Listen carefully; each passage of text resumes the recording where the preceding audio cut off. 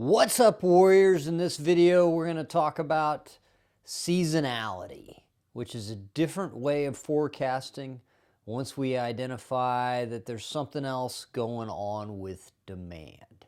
With seasonality, we often think of the word season, and with season, we think about two things: weather and holidays. So weather, we think about stuff that happens maybe in the summer, like beach balls, or winter gear that we would need in the winter. Same on holidays. We think about things that we need for the 4th of July, like fireworks, and we think about like Christmas ornaments. Well, the truth is that seasonality is a little more simple than that. That's a core way of thinking about seasonality, and those are good examples. We could also have seasonality within the week. What am I talking about? Well, let's take a barbershop, for example. Most barbershops are closed on Monday, and the reason for that is not too many people come in. By the same token, many barbershops are open on Saturday because that's when they get the bulk of their business. Most people are off work, and so they can walk into a barbershop. The point is, we can have seasonal patterns within the week, potentially even within the day. And the second thing is, they're not just surrounding seasons in terms of winter, spring, summer, or fall, or holiday items. The overall point is, if we see this kind of trend in the data, then with the right amount of data, we can apply a seasonality forecasting method to it. This is an example of something that might follow a seasonal pattern. It all depends. Let's suppose this is December. Well, this might be a seasonal pattern for Christmas decorations. They peak, end around December, and then quickly go down.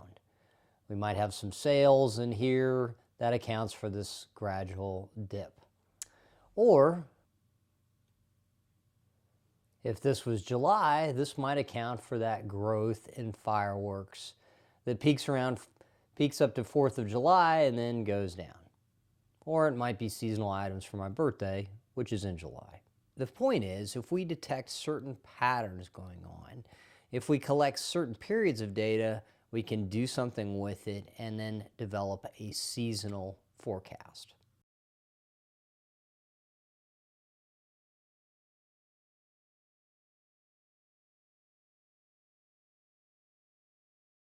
These numbers of barbecue items that we produced and sold for the respective years 1, 2, and 3. And so just looking throughout the year, we have some numbers. They go down from October till about January, and then they come back up again and stay steady till about August, and then they go back down September and follow the same kind of pattern from year to year.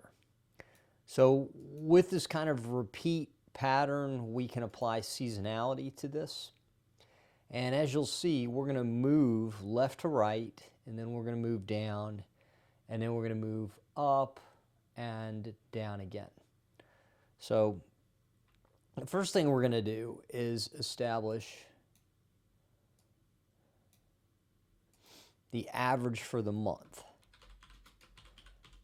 And that's the respective month that we are talking about. So we're just going to go left to right.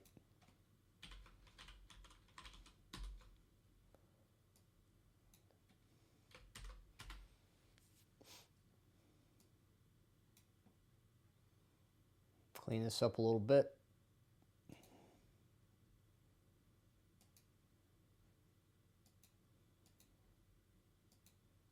All right, super. And then just to get all the averages for each respective month, we're going to drop down. Now the next thing we want to do is take the average of the averages. So the average of the average for the month would be the average of these numbers.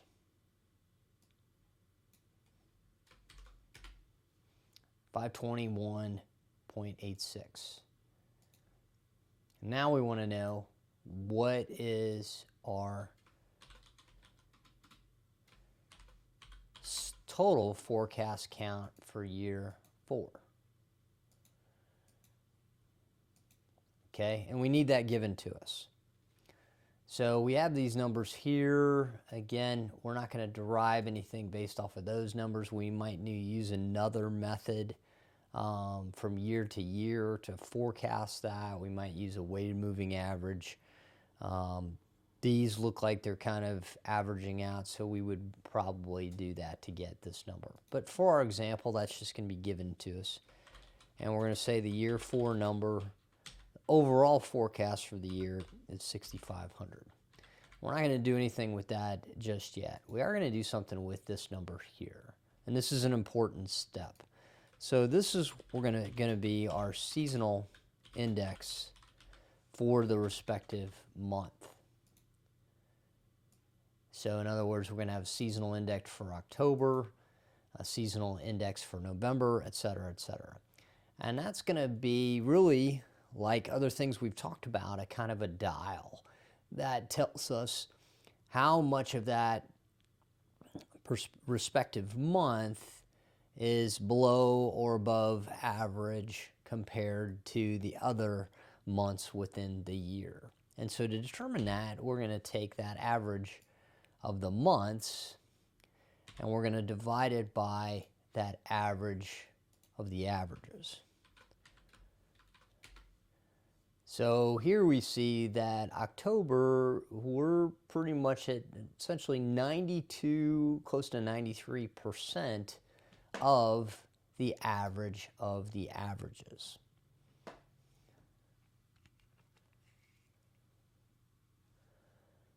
Now we have nothing locked down here, so we can just drag this on down and clean it up a little bit.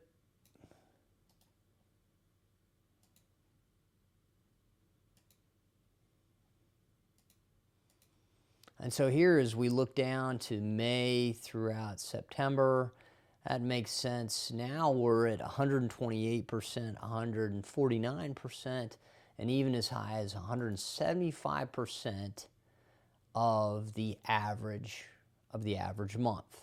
And that makes sense because these are high months. We knew that. So now what we want to do is we want to take this 6,500 and see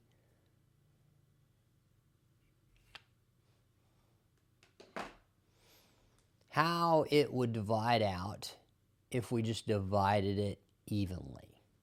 So if we didn't put any adjustments to it and we just said we're going to divide that 6,500 by 12, what would it come out to be? And that number would be 541.66. Clean that up a bit.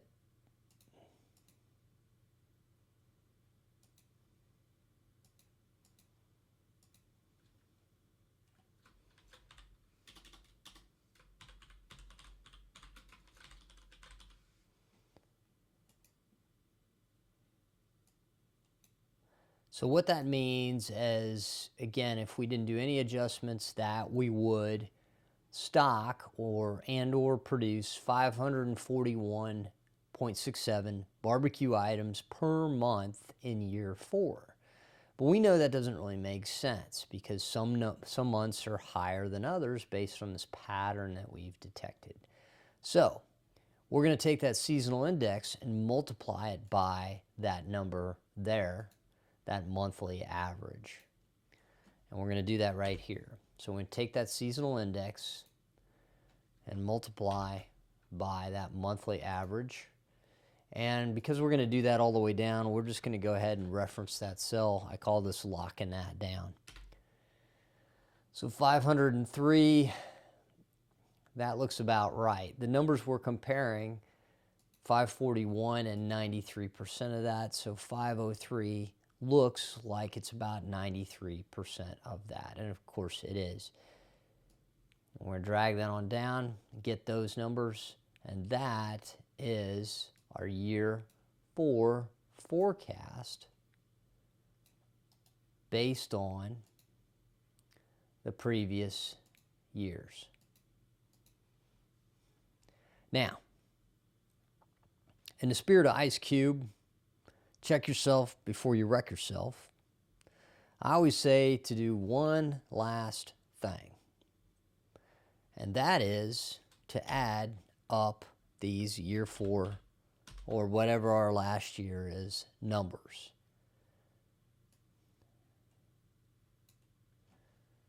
Now, the match is that these numbers should add to our year 4 forecast for the year. And they do.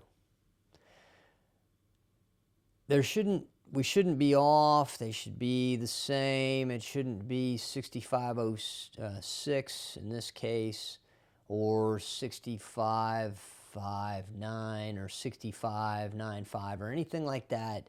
They should be the same number. If they're not, then we need to go back and check ourselves because we have done something wrong. But I see this as the $1 million check that keeps us out of trouble. And so that is how we develop a seasonal forecast given previous time periods.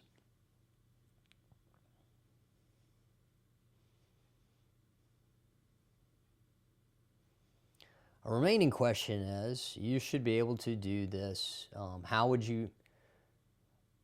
Some remaining questions are, how would you do this for quarters? How would you do this for semi-annual? Well, for quarters, for example, instead of 12 time periods over here, you would have 4. You still would have 3 years of data, or 4, or 2, or whatever the case is. And down here, your big difference, instead of dividing this by 12 for the year, you divide it by, if you're doing it for quarters, you divide it by 4. Okay, so you would have 4 lines, or 4 rows, excuse me, and 4 numbers out here. And so that is how you do a seasonal forecast.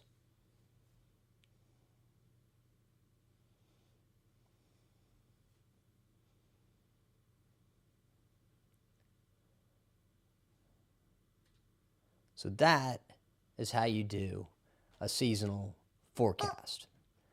If you like this video, then hit the bell, follow me on Instagram, and all that other good stuff. Called All Skills, All Thrills, whatever that